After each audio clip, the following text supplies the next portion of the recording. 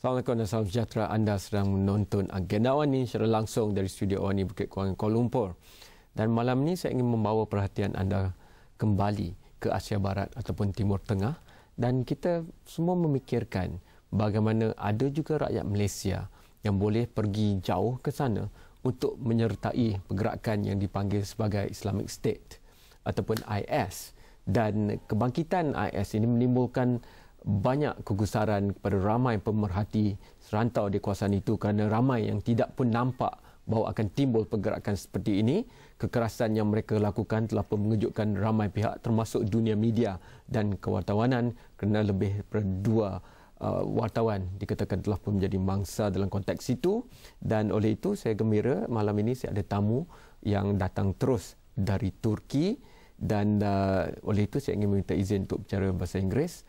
Would like to welcome my guest all the way from Turkey, Namik Kemal University, Professor Ensar Nisanja. Thank you so much for making time. You are the dean of a very important faculty. I'm sure I've gone online and I've watched you also talking about the geopolitical situation in the Middle East, and also regarding maybe that part, the southern part of Europe in that sense. I would like also to welcome Professor Kamarul Zaman, as always, from UTM, making time. Maybe my first question, if I can go to, because as I was Googling, and Newsweek is not, you know, any kind of publication online or otherwise. And when there's an article in Newsweek saying that ISIS sees Turkey as its ally, according to supposedly a confession of former IS member. So how do we look at this? Because a lot of news in the media centers on willingness or unwillingness of Turkey to really commit to fight Islamic State as maybe a NATO member or ally in that sense. So a lot of people know that geopolitically, the movement militarily of the IS members from Iraq to that part of Syria, the role can very much be played by Turkey in ensuring or disruption of it. But in this story that Newsweek featured, it even says that they had almost a free movement around the area which involved Turkey's sovereign land.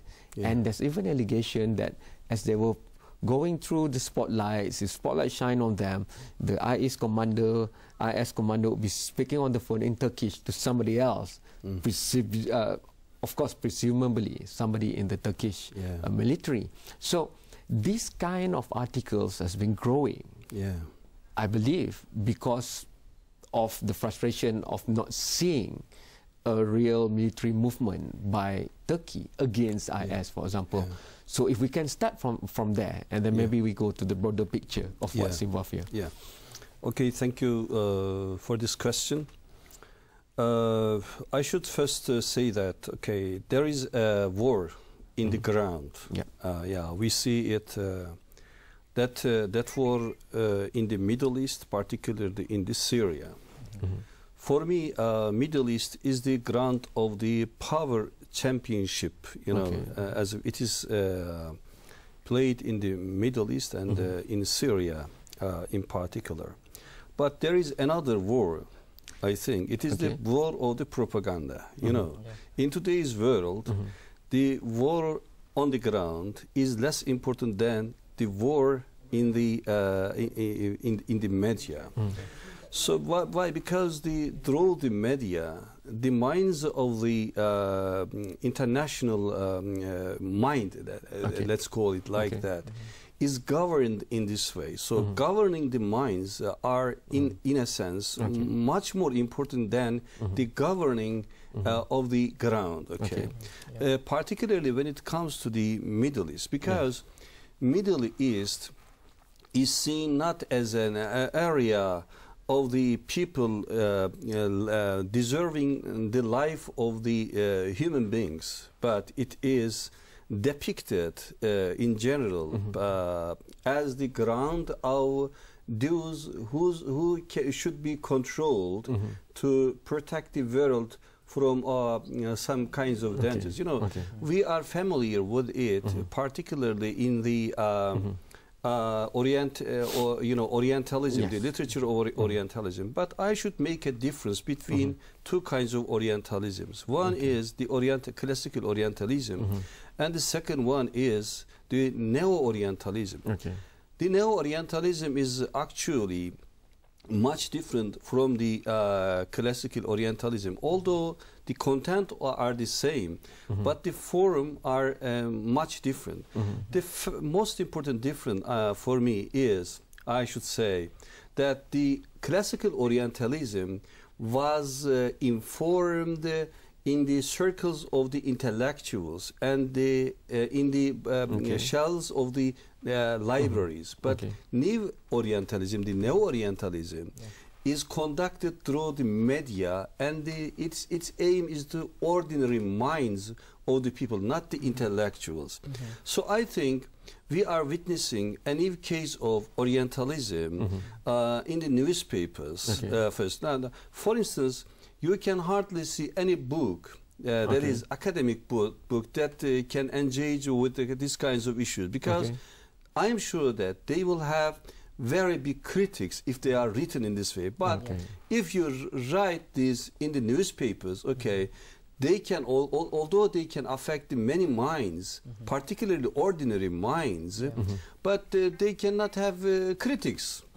Now, when it comes to Turkey, I should say that now Turkey is probably a challenge to the unjust system. So Turkey is wanted to be depicted as a country not so friendly to the Western values, but contrary to it. But the real picture, the picture on the ground is much different. As a person studying Turkey and as a citizen of Turkey, I know the true picture in Turkey.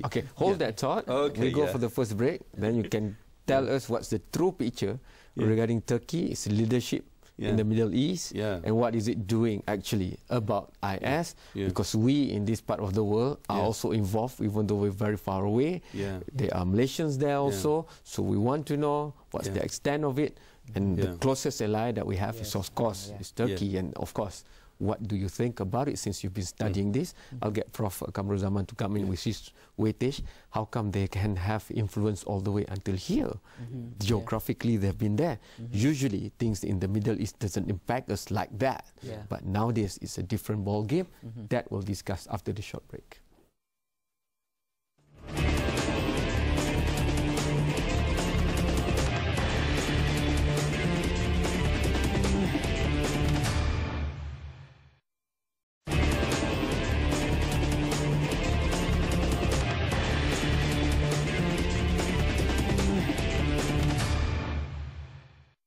Saya masih membicarakan tentang Islamic State ataupun IS. Untuk itu saya perlu berbicara bahasa Inggeris kerana saya ada tamu antarabangsa dari Turki. We were just talking about, you were making the point about Neo-Orientalism, of course the smear in the media, whether it's offline or online, on the matter. But I want to link that to, please give us, in Malaysia, your own view of the matter.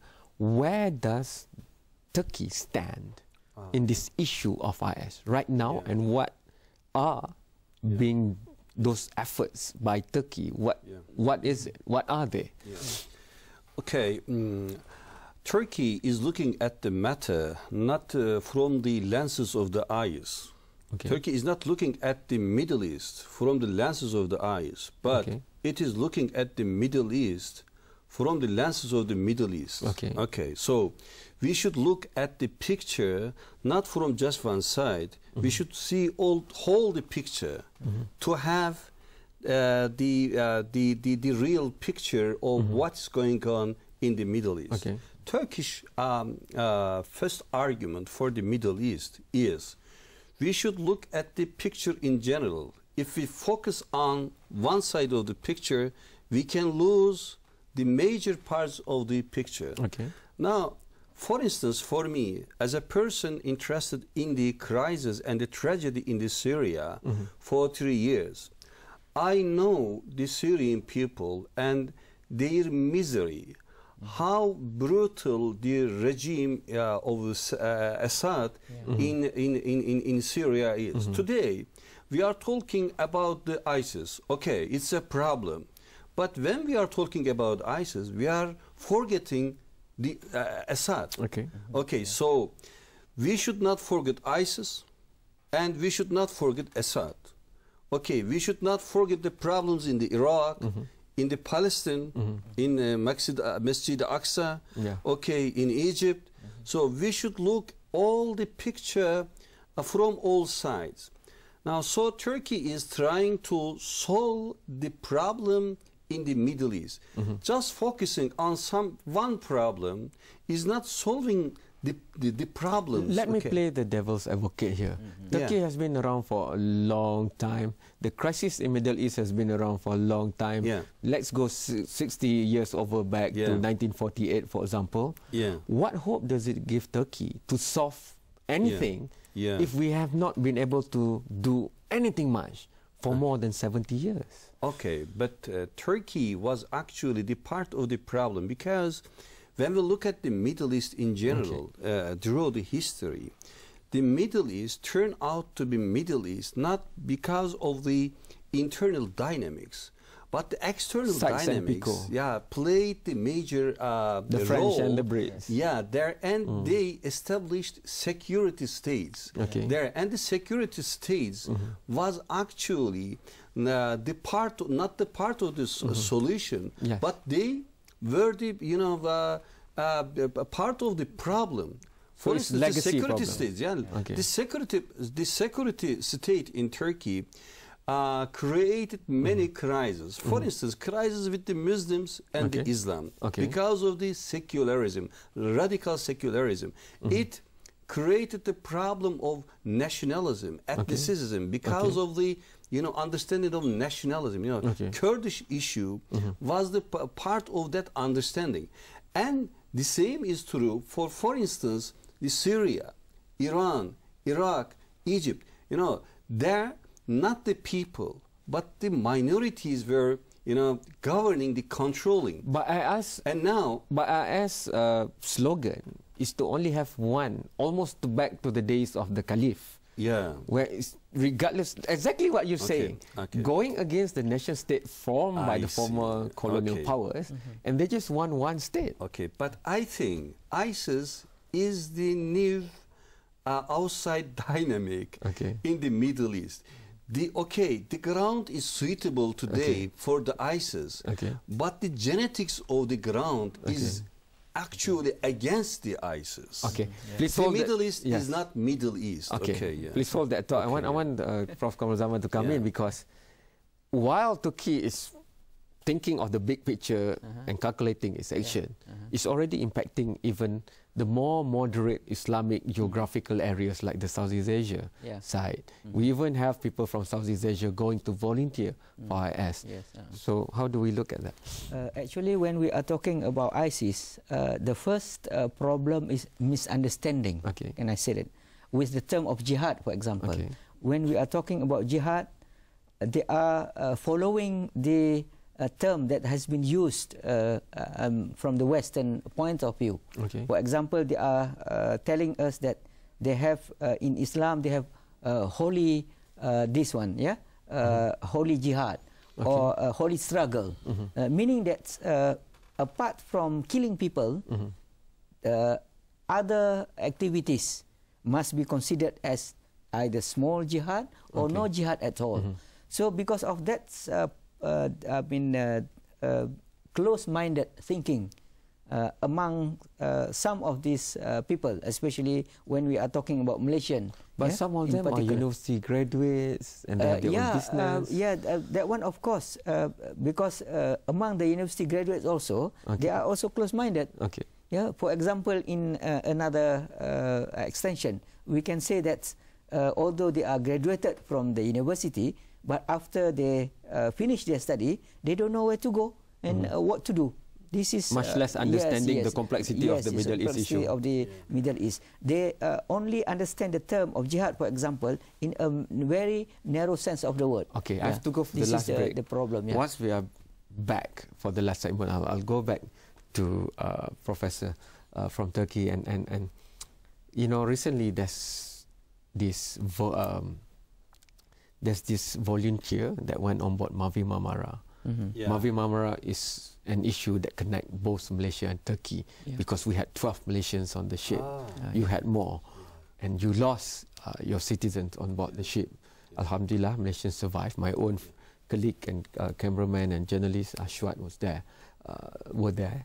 But a few days ago, one of the volunteers on board Mavi Marmara was killed in Syria. Two schools of thought. One was that he was there to help the NGOs and he was killed. The other was that he was bearing arms for Islamic State. So this reflects the face of Turkey that is up there for debate in the perception of the mind of the people. I want to come back to that, because even though we have to look at the big picture, what concrete things can Turkey play? Because Turkey is such a pivotal and important power. Turkey make a very early maneuver, foreign relations-wise, against Assad. Turkey make a very, very big move and early move also for the government in Egypt. But now, since it has changed with the government of Al-Sisi, then that created a problem. When the Prime Minister was the Foreign Minister, he said that the policy was to make no enemies. But now, there's also less friends because of the stand and principle that has been taken by Turkey. So I'm going to go to you on that, look at the foreign relations aspect also, right after this break.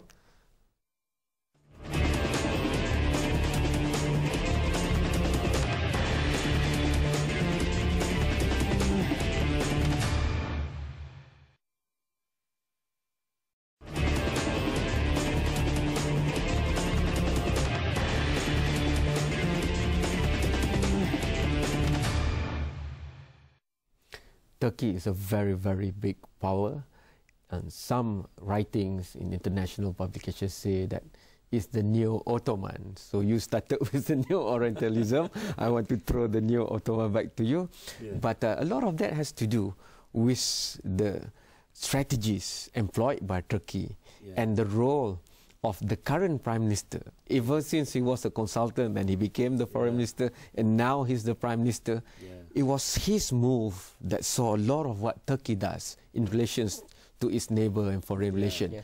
So, but now, Turkey diplomatically seems to be in a bit of a position, because Egypt is not talking very well with Turkey in that sense.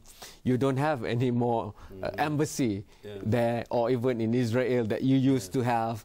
And in Tunisia, the forces that helped shape the revolution is now not sort of in favor at the moment. So how do you look at this? And even Qatar, which is said to be very close to the foreign policies of Turkey, has now taken a bit of a distance away. So a lot of publications are saying that Turkey is now alone.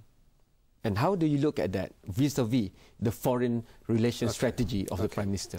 I should say that because of the international environment today, the strategic coalitions are no more valid today.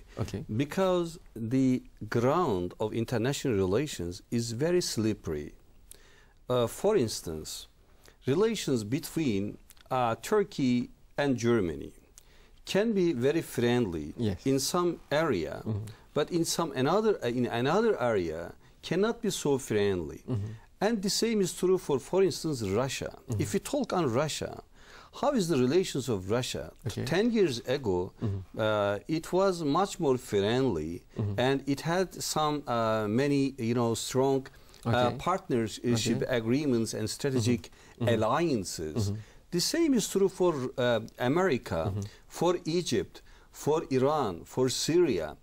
In today's world, the friendships are getting more loose. But you do. But the concerns are rising. But you do need help. You do need allies. Strategically. Because I'm sure Turkey wouldn't have nominated itself to be one of the non-permanent members in the Security Council, which Malaysia also vied for. But Malaysia got it. But Turkey, surprisingly, didn't get it. Let me say, for instance, Iran. Let's talk on Iran. Is Iran, for instance, not friendly with Turkey? No. Iran is friendly in nuclear issue, in economical issue, very, very friendly. Okay, no problem with Iran. Right. No problem with Iraq. Let's look at the neighbors. No problem with Azerbaijan, they're very friendly. No problem with Greece and Bulgaria. But in some areas of the problem that is not emanating from the preferences of Turkey, there are some problems. For instance, we have problem in Syria. Let's look at the picture of Syria. Turkey is supporting the people, freedom of people, and so suffering from the critics of, for instance, Iran. But Iran is very cautious on not, criticizing Turkey heavily. And for instance, Israel is criticizing Turkey. Why? Because of Gaza, because of, the Palestinian issue. Do you think that Turkey is in the wrong side? Turkey is thinking that it's having a principled attitude in international relations. Maybe it's making some harm to its relations, but we think that in the long run, what we are doing is actually in the correct side of the history. Yeah. History will judge you. Yeah, history will do it. And I should say that now Turkey is criticizing some very big issues, issues of the crisis, unjust in the world. For instance, Turkey is representing the weak people of the Middle East, Palestinians, and also in the United States, the president of Turkey said that, the world is bigger than the five. Is this true or false? If we say that this is false, then Turkey's foreign policy is going in the wrong direction. But if this is true, then what can we say? So can we criticize Turkey as being alone? Actually, Turkey is not alone. Turkish export, for instance, this is the much sound and concrete criteria. It's increasing. That export is increasing. That means that, and tourism is increasing very fast, That means that Turkey is integrating with the world. It's not isolating itself. So isolation is much more in the minds and the media, not on the ground. Okay. So that's the new world. Thank you so much, Professor, for making time. Of course, Prof. Kamarul Zaman will always be welcome in Agenda Awani. So we're going to have to leave it at that, but we'll continue with Prof. and some maybe through Skype and the internet. We can still talk about IS and also Turkey. Hantarkan pandangan anda sendiri kepada pelbagai platform yang Agenda Awani ada Facebook, Twitter, YouTube dan Instagram, ataupun terus muat turun aplikasi Mudah Alih iOS dan Android supaya anda boleh menonton episod seperti ini secara langsung di gadget Mudah Alih anda. Sekian, selamat malam, jumpa lagi. Thank you so much.